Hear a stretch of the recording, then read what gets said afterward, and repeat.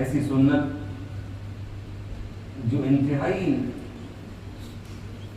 بلند اور بڑی سنت ہے اللہ اس کے رسول کے نظر میں، اور وہ ہے بچوں کے ساتھ نرمی اور محبت کا معاملہ۔ تو چنانچہ آج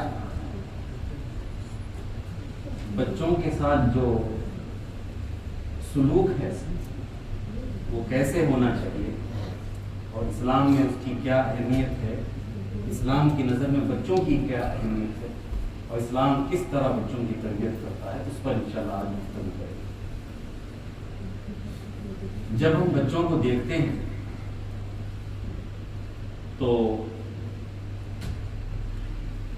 ان کی جو ایکٹیویٹیز ہیں اور ان کی جو دلچسپی ہے، ان کا رجحان، ان کا میلان ہمیں بخوبی نظر آ جاتا ہے۔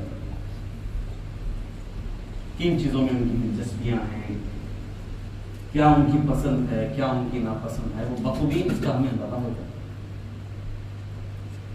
یعنی ان کی سائیکولوجی، ان کی نفسیات، اب ان کا جو میلان ہے، ان کا جو رجحان ہے، وہ صرف کھیلنے اور کودنے کے سوا اور کچھ نہیں۔ نہ ان کو عبادت سے کوئی غرض ہوتی ہے اور نہ ہی ان کو تعلیم سے کوئی واسطہ ہوتا ہے، بس وہ یہی چاہتے ہیں کہ وہ کھیلیں بس۔ یہ ان کی اپنی نفسیات ہے، یہ ان کی اپنی سائیکولوجی ہے۔ اور جو شخص ان کی سائیکولوجی کو، ان کی نفسیات کو سمجھتا ہو وہ بچوں کو سمجھتا ہے، اور جو ان کی سائیکولوجی کو نہ سمجھے وہ بچوں کو نہیں سمجھ سکے گا۔ بچے کیا ہوتے ہیں اس کو نہیں معلوم ہوگا، کبھی نہیں معلوم ہوگا۔ اسی لیے بہتر ہے ہم ان کی نفسیات کو سمجھیں تاکہ ہم اس کو اچھے طریقے سے ڈیل کر سکیں۔ آپ نے غور کیا ہوگا اسی نفسیات کو مد نظر رکھتے ہوئے اسکولوں میں پلے ایریا بنایا جاتا ہے، خاص طور پر بڑا اہتمام کیا جاتا ہے، پلاننگ ہوتی ہے اس پر کہ کہاں کہاں پلے ایریا ہو، اور پلے ایریا کے اندر کیا کیا ایکٹیویٹیز بچے کریں۔ یہ ساری چیزیں بڑے منصوبہ بند انداز میں کی جاتی ہیں۔ بڑے بڑے ریسٹورینٹ میں بھی آج کل پلے ایریا رکھا جا رہا ہے، شاپنگ مال میں بھی آپ کو نظر آئے گا۔ تو بچوں کی جو نفسیات ہے اس کا بڑا خیال کیا جا رہا ہے، ان پر فلمیں بن رہی ہیں، کارٹونز بن رہے ہیں۔ پوری دنیا اس کام میں لگی ہوئی ہے، بچوں پر پوری دنیا فوکس کی ہوئی ہے، بچوں پر بڑی محنتیں ہو رہی ہیں، ان کی نفسیات پر محنتیں ہو رہی ہیں۔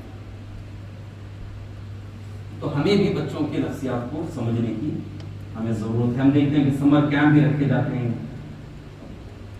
دیکھا ہوگا مسجدوں میں بھی کچھ مساجد نے اس کا اہتمام بھی کیا بچوں کی تربیت کے لیے۔ تو یہ ایک فرسٹ پوائنٹ تھا جو میں چاہتا تھا آپ کے سامنے رکھوں۔ دوسرا پوائنٹ یہ ہے کہ ہمارا بچوں کے معاملے میں کیا سلوک ہے، ہمارا بچوں کے ساتھ ہم کس طرح سلوک کرتے ہیں۔ ہمارا سلوک بچوں کے ساتھ انتہائی شرمناک۔ بچے ہمارے ساتھ کھیلنا چاہتے ہیں اور ہم بچوں کے ساتھ نہیں کھیلنا چاہتے۔ بچے جب آتے ہیں ہمارے سامنے تو ہم کہتے ہیں کہ ہم تمہارے ساتھ نہیں کھیلیں گے، آپ کے بھائی ہیں، آپ اپنے بھائی کے ساتھ کھیلیے، آپ کی بہن ہے، جاؤ بہن کے ساتھ کھیلو، وہاں بچے ہیں سارے، بچوں کے ساتھ آپ رہو، بڑوں میں آنے کی آپ کو ضرورت نہیں۔ یہ کہہ کر ہم بچوں کو وہاں سے بھگا دیتے ہیں۔ یہ ہمارا عمل ہے۔ ہم نہیں چاہتے کہ ان کے ساتھ کھیلیں، ہم نہیں چاہتے کہ جو ہے ہم ان کی ایکٹیویٹیز میں ہم بھی شریک ہوں، یہ بالکل ہم نہیں چاہتے۔ بچوں کی تربیت کھیلتے کھیلتے ہوتی ہے، ہم یہ کبھی نہیں سمجھ سکتے۔ ہم ان کو دوسری جگہ لے کر جائیں گے، دوسری ایکٹیویٹیز میں ضرور لے کر جائیں گے، جیسا کہ ہم ریسٹورینٹ میں لے جانا پسند کرتے ہیں، فیملی گیدرنگ میں ہم ان کو لے جاتے ہیں، پارک میں لے جاتے ہیں، جی گھومنے کے لیے ہم لے کر جاتے ہیں۔ لیکن مسئلہ یہ ہے کہ مسجد لے کر ہم نہیں آتے۔ اب دیکھیے کتنے لوگ یہاں پر ہیں اس مسجد میں ہے نا کتنے لوگ ہیں دیکھیے آپ, کتنے ایسے ہم نے کتنے بچوں کو اپنے ساتھ لے کر ہم نے آنے کی کوشش کی, بتائیے ہم نے کوشش کی ہے؟ ہم نے کوشش نہیں کی. یہ اللہ تعالیٰ ہم سے سوال کرنے والا ہے کہ ہم نے کتنے اپنے بچوں کو جمعہ کے وقت لانے کی کتنی کوشش کی. یہاں ہم دیکھ رہے ہیں حالانکہ چھٹیاں ہیں, سمر کی چھٹیاں چل رہی ہیں, بچے گھر میں ہیں, لیکن ہم نے کوشش نہیں کی بچوں کو کم سے کم مسجد لے کر آئیں. کیونکہ دیکھیے آپ, اللہ کے رسول صلی اللہ علیہ وسلم نے فرمایا مروا اولادکم بالصلاۃ,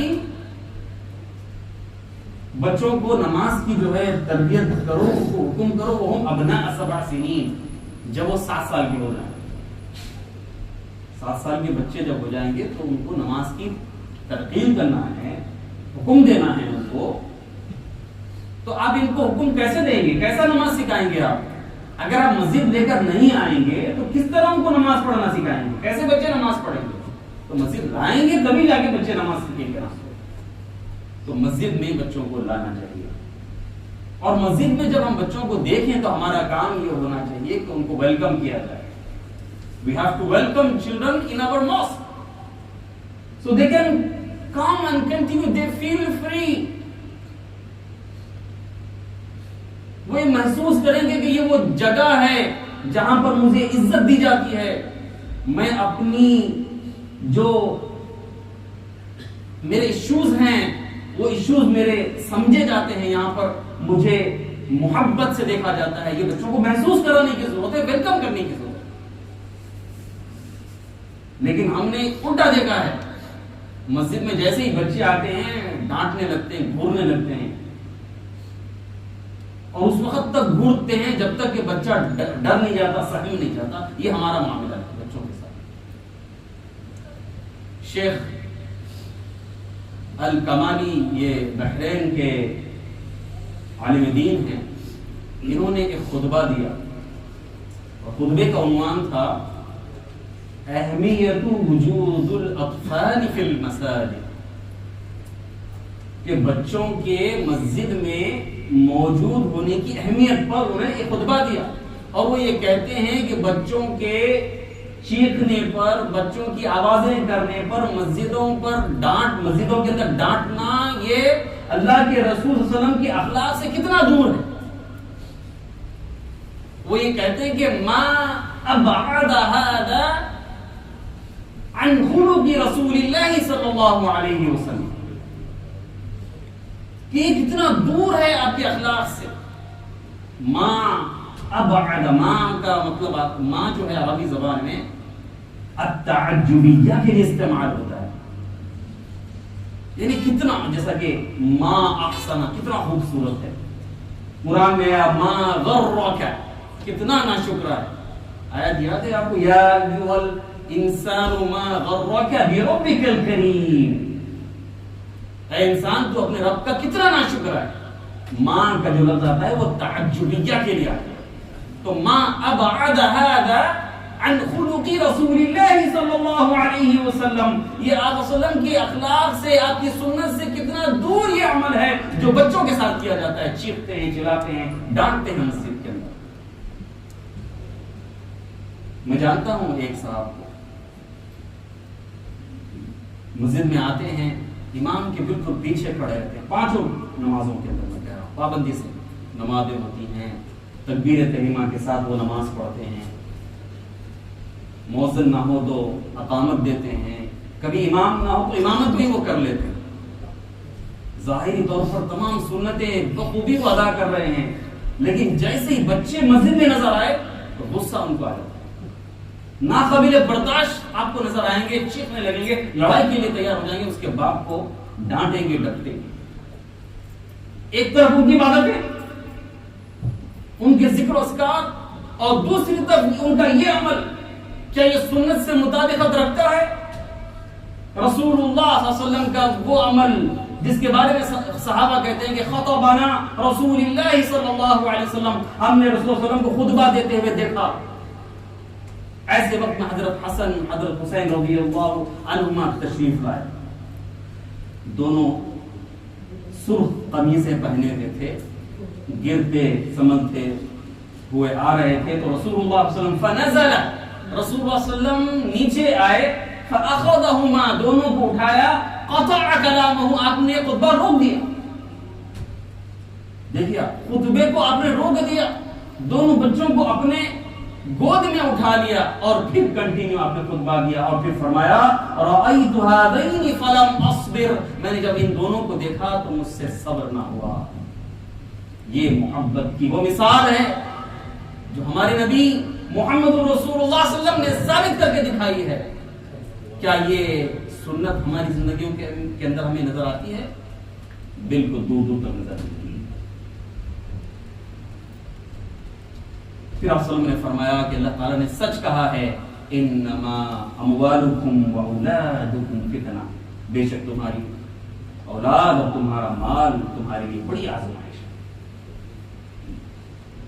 ایک دفعہ نماز پڑھا رہے تھے، ظہر کی نماز طویل ہو گئی، سجدے میں جب آپ گئے تو سجدہ بڑا طویل ہو گیا.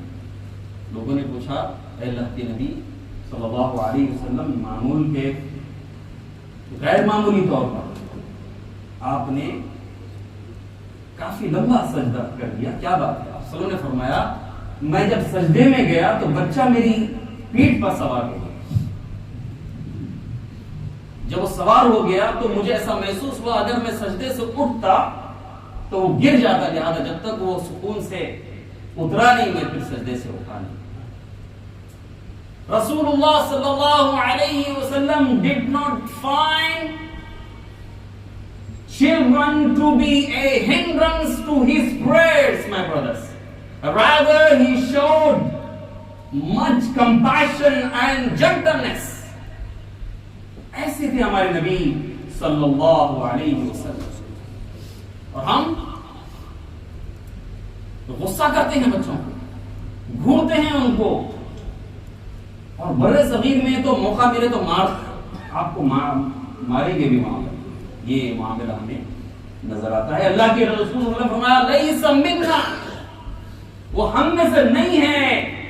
لیس منا من لم یرحم صغیرنا، جو بچوں پر چھوٹوں پر رحم نہیں کرتا، ہم میں سے نہیں. آپ کی نمازیں ایک طرف، آپ کی عبادتیں ایک طرف، آپ کی ذکر و اذکار ایک طرف، اور دوسری طرف سنت سے دور. انتہائی اہم سنت، انتہائی بڑی سنت، شفقت و محبت والی سنت، اس سے آپ دور ہیں. تو بتائیے کس طرح آپ کی یہ عبادت اللہ تعالیٰ قبول کو منظور کرے گا؟ کیا منہ دکھائیں گے آپ اللہ رب العزت کو؟ رمضان کی پہلی تراویح ایک واقعہ میں آپ کو سناتا ہوں، ترکی کے اندر پیش آیا. نماز چاند رات، معلوم ہے آپ کو کتنی کھچا کچ ہوتی ہے مسجد. پہلی تراویح، ہزاروں کی تعداد میں لوگ آئے ہوئے تھے.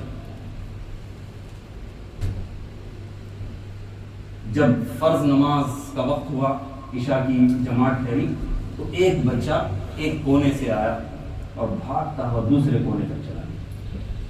پھر اسی کونے سے پھر بھاگا، پھر واپس وہ دوسرے کونے پر چلا گیا. ایسی پوری فرض نماز میں وہ دوڑتا رہا. نماز ختم ہوئی، پھر لوگ سنتیں پڑھنے لگے، نوافل پڑھنے لگے. اب یہ ہوا کہ کوئی آدمی سجدے میں تھا، کوئی رکوع میں تھا، کوئی قاعدے میں تھا، کوئی قیام میں تھا. اب اس کے لیے پزل گیم کی طرح بن گیا. اب کبھی کسی سجدے والے سے ٹکراتا تو آگے جاتا، تو کبھی قیام والے سے ٹکراتا، کبھی قیام والے سے ٹکراتا تو آگے جاتا، تو کبھی رکوع والے سے ٹکراتا. اس طرح پزل گیم کی طرح اس کا گیم بن گیا. ایک نماز سے ٹکرایا اور رونے لگا. ایک نمازی نے اٹھایا، سمجھایا، نہیں سنا تو باپ پیچھے سے آیا اور گود میں لیا اور وہ بچہ خاموش ہو گیا. یہ پورے ماحول میں میرے بھائیوں کسی ایک شخص نے بھی اٹھ کر یہ نہیں کہا کہ اس بچے نے میری نماز خراب کی. کسی ایک نے بھی یہ نہیں کہا کہ میرا خشوع و خضوع اس بچے نے توڑ دیا ہے. کسی ایک نے یہ نہیں کہا کہ تم اپنے بچوں کو، اس کے باپ کو یہ نہیں کہا کہ تم اپنے بچوں کو مسجد میں کیوں لاتے ہو، تمہیں کنٹرول کرنا چاہیے. کسی نے بھی نہیں کہا. یہ ہوتا ہے ویلکم. پھر بچے مسجد میں آنے کا نہ صرف ان کو شوق پیدا ہوگا، بلکہ وہ پھر نمازی بنیں گے اور اللہ کے گھر سے اور اللہ کے رسول سے اور اسلام سے ان کو محبت کرنا ہوگا. اگر آپ بچوں کو متنفر کریں گے تو پھر کبھی وہ مسجد کی طرف پلٹ کر نہیں آئیں گے. اور خدا را اگر آپ اس کا ذریعہ بنتے ہیں تو پھر دیکھ لیں, آپ خود اپنے آپ کو چیک کریں, احتساب کریں کہ آپ کا یہ عمل جب اللہ کے سامنے پیش ہوگا تو پھر کیا نجات کے لیے کافی ہوگا. وہ آپ سوچنے کی ضرورت ہے.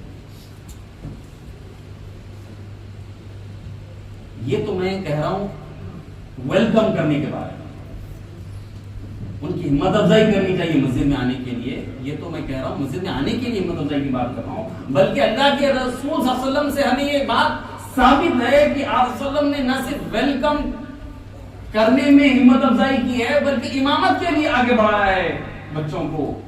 اور بالغ بچوں کی نہیں بات کر رہا ہوں, نابالغ بچوں کی میں بات کر رہا ہوں. صلی اللہ علیہ وسلم. عمر بن سلمہ رضی اللہ عنہ کہتے ہیں کہ ہمارے پاس سے قافلے گزرتے تھے تو ہم ان سے قرآن سیکھتے تھے. جب میرے والد نبی صلی اللہ علیہ وسلم کے پاس سے آئے تو انہوں نے کہا کہ میں نے رسول اللہ صلی اللہ علیہ وسلم سے فرماتے ہوئے سنا کہ امامت وہی کرے جو سب سے زیادہ قرآن جاننے والا ہو. تو لوگوں نے اعلان کیا کس کو سب سے زیادہ قرآن یاد ہے آگے بڑھے. تو کوئی نہیں تھا تو لوگوں کی نظریں مجھ پر پڑی کیونکہ میں ہی سب سے زیادہ قرآن جاننے والا تھا. مجھے آگے بڑھایا گیا, پھر میں نے امامت کی اور میں اس وقت 8 سال کا تھا. دیکھیے آپ یہ سنن ترمذی کے اندر یہ روایت آپ کو ملے گی جس کو شیخ البانی رحمہ اللہ اور شیخ زبیر علی زئی نے صحیح حدیث قرار دیا. پھر اتنا ہی نہیں, عمر بن سلمہ ایک اور روایت میں کہتے ہیں کہ جب میرے والد رسول اللہ صلی اللہ علیہ وسلم سے سیکھ کر آئے تو انہوں نے کہا کہ امامت وہ کرائے جو سب سے زیادہ قرآن جانتا ہو. اس وقت صرف میں سب سے زیادہ قرآن جانتا تھا تو لوگوں کی نظریں مجھ پر پڑی.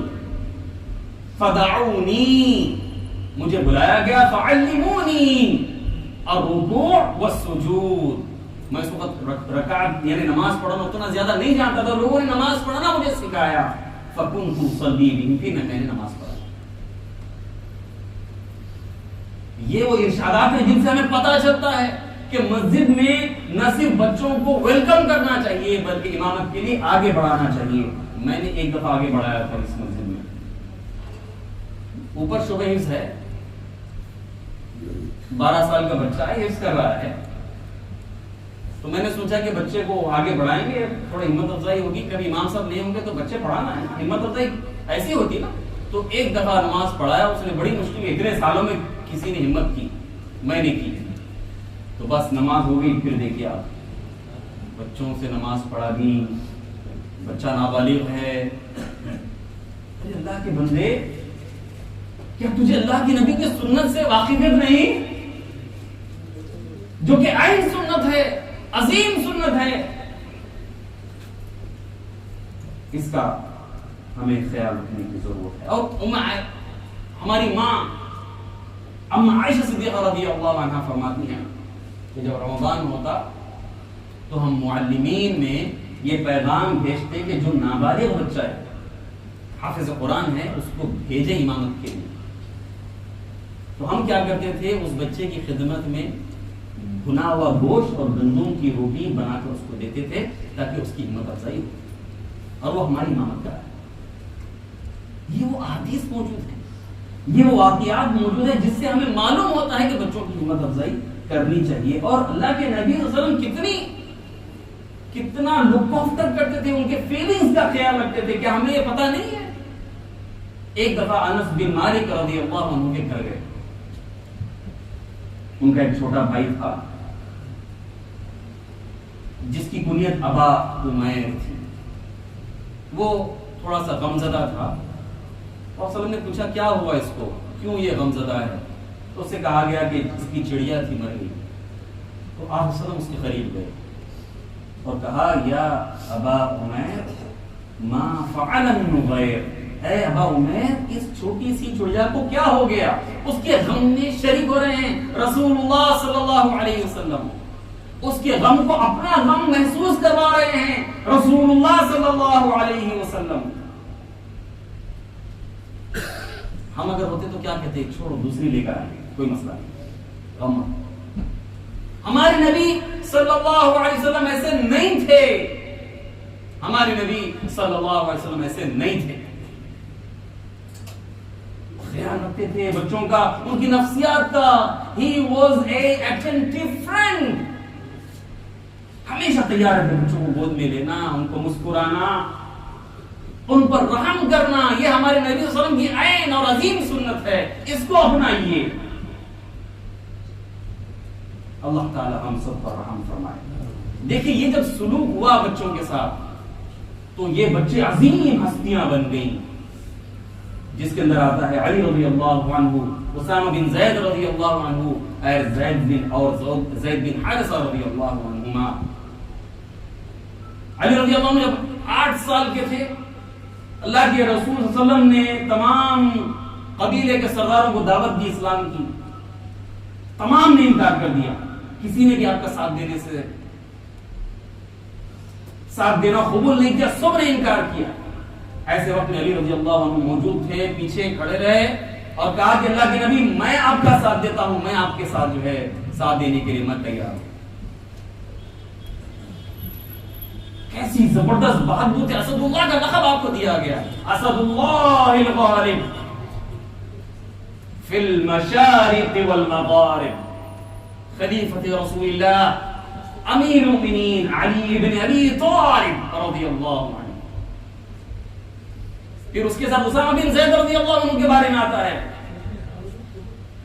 he was a commander in chief. کب جب اللہ کے رسول صلی اللہ علیہ وسلم نے ایک لشکر بھیجا تھا رومن امپائر کے خلاف, اس کی بے خونی کرنے کے لیے, اور یہ بھی بچے تھے اللہ کے نبی صلی اللہ علیہ وسلم کی سرپرستی میں, اور کیسی تربیت انہوں نے حاصل کی, کیا بڑا کارنامہ انہوں نے انجام دیا. پھر اسی طرح زید بن حارثہ رضی اللہ عنہ, ان کا نام تو اللہ تعالیٰ نے صراحتاً قرآن کے اندر لیا ہے. یہ واحد صحابی ہیں جن کا نام اللہ تعالیٰ نے قرآن کے اندر لیا ہے, اور جو کاتب وحی ہے. Islam builds confidence in children, yet we break them easily. Allahu Akbar. We forget that mercy is the main sunnah of Prophet Muhammad sallallahu alayhi wa sallam. یہ ہم اکثر بھول جاتے ہیں. بچوں کے ساتھ نرمی اور شفقت اور صحیح تربیت کرنے کی وجہ سے بچوں نے بڑے بڑے کارنامے انجام دیے. سعد بن ابی وقاص 17 سال کی عمر میں اللہ کی راہ میں تیر چلانے والے پہلے شخص بن گئے. ارقم بن ارقم رضی اللہ عنہ نے 16 سال کی عمر میں اللہ کے رسول صلی اللہ علیہ وسلم کی دعوت کا مرکز بنایا. زبیر بن عوام 15 سال کی عمر میں پہلے تلوار چلانے والے بن گئے. زید بن ثابت رضی اللہ عنہ 13 سال کی عمر میں رسول صلی اللہ علیہ وسلم کے ترجمان بن گئے اور کاتب وحی بن گئے. زبان کو سیکھا انہوں نے اور اس پر کمانڈ حاصل کیا. 17 دن کے اندر یہودی زبان انہوں نے سیکھی. محمد الفاتح کا ذکر پچھلے خطبے میں میں نے کیا. 7 سال کی عمر میں ان کو حدیث یاد دلائی گئی کہ تمہیں قسطنطنیہ فتح کرنا ہے. لَتُفْتَحَنَّ الْقُسْطَنطِنِيَّةُ فَلَنِعْمَ الْأَمِيرُ وَأَمِيرُهَا وَلَنِعْمَ الْجَيْشُ ذَلِكَ الْجَيْشُ. اور یہ حدیث موٹیویشن کا ذریعہ بنی اور انہوں نے بڑے ہو کر قسطنطنیہ کو فتح کیا. امام طبری 8 سال کی عمر میں تھے جب انہوں نے امامت کی. امام تیمیہ نے 8 سال کی عمر میں یہودی سے مناظرہ کیا اور یہودی نے اسلام کو قبول کیا. پوری تاریخ بڑی پڑی ہے میرے بھائیوں کہ کس طرح بچوں نے زبردست کارنامے انجام دیے. ایسے یہ بچے تھے جن کی صحیح تربیت کی. اسی لیے ہمیں بچوں کو دیکھنا چاہیے, مارنا نہیں چاہیے. دیکھیے مارنے کے متعلق اللہ کے رسول صلی اللہ علیہ وسلم نے سخت منع کیا ہے. جب آپ نماز کے لیے نہیں مار سکتے, نماز کے لیے کہا گیا جب بچے 7 سال کے ہو جائیں گے مروا اولادکم بالصلاۃ, نماز کی آپ تربیت کرو. 10 سال تک آپ کو عادت کو نہیں مار سکتے, جب نماز کے لیے نہیں مار سکتے اس سے بڑھ کر گناہ اور کیا ہوگا جس کے لیے آپ ماریں گے بچوں کو, بتائیے مجھے. 10 سال تک آپ ہاتھ نہیں لگا سکتے بچوں کو. ہاں 10 سال کی ہو جائیں جب سختی کا حکم دیا گیا, لیکن وہ سختی بھی اذیت والی سختی نہیں بلکہ صرف ان کو نصیحت کرنے کے لیے کرنا چاہیے. اور جو یہ نرمی کے کا جو معاملہ ہے, ہم اکثر سنتے ہیں بچوں کو نہ مارنے کا کتنا اچھا انتظام ہے مغرب کے اندر, ویسٹ میں. ایسا نہیں ہے. اسلام در حقیقت یہ تعلیم ہمیں دیتا ہے، بچوں کے ساتھ محبت اور ان کی نرمی کا جو معاملہ ہے وہ اسلام کے اندر موجود ہے۔ اللہ تعالیٰ ہمیں بچوں کی سائیکالوجی کو اور ان کی نفسیات کو سمجھنے کی توفیق نصیب فرمائے، اور اللہ تعالیٰ ہمارے بچوں کی حفاظت فرمائے اور ہمارے گناہوں کو، ہماری غلطیوں کو اللہ تعالیٰ درگزر فرمائے۔ وآخر دعواہم الحمد للہ رب العالمین۔